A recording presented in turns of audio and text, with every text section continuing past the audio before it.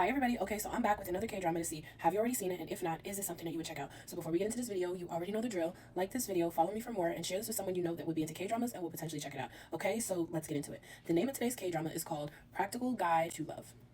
So this K-drama follows the life of Jung, and she currently works at a hotel as a purchasing team manager, and through constant pressures to date and upon accidentally mistaking her high school hubei as still having a crush on her, she decides or agrees to allowing people to arrange blind dates for her. One of the blind dates that our girl ends up going on is with a man named Song Tae-sop, and he's actually the CEO of a woodworking studio called Home.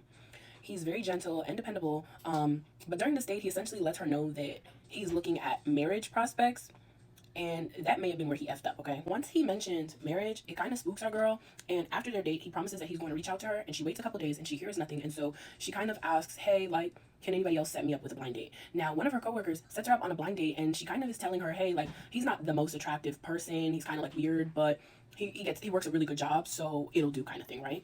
And so she goes on this blind date. It's at like this, I believe, coffee shop. And when she gets there, a man walks in whom, unbeknown to her, is actually someone standing in place of the guy that she's supposed to be on a blind date with. And this man is showing zero interest in our girl and is essentially trying to deter her from pursuing him. You know, our girl, she essentially gets the message. And while she's on said date, her former blind date, which was Song Tae-sop, he actually like walks in, and she pretty much does everything in her power to not get caught by him, but something happens, and so it ends up causing a scene, and he ends up looking at her and coming to kind of talk to her about the situation. Later, after lying and after lying to Song Tae-sop, she continues hanging out with the stand-in blind date guy, and she's just out drinking with him and just vibing under the pretense that, you know, I'm never gonna see you again, you're never gonna see me again. Clearly this was a dud.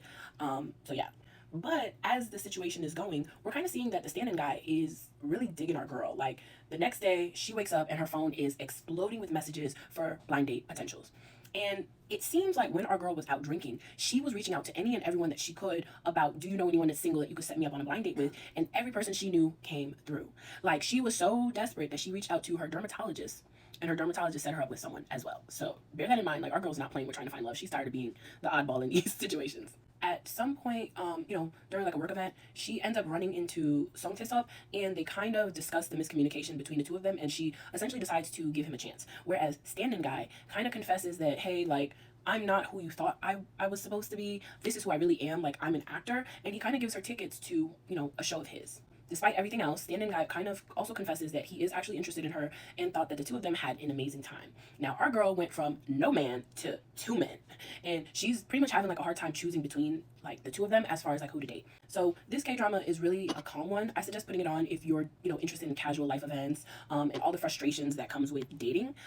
It was way more interesting than I expected it to be, but I'm not done watching this. This is one of those that came out this year, so you know, if you've already finished it, I don't think it's a finished series yet, but if you're caught up, definitely let me know so far how you feel about this show.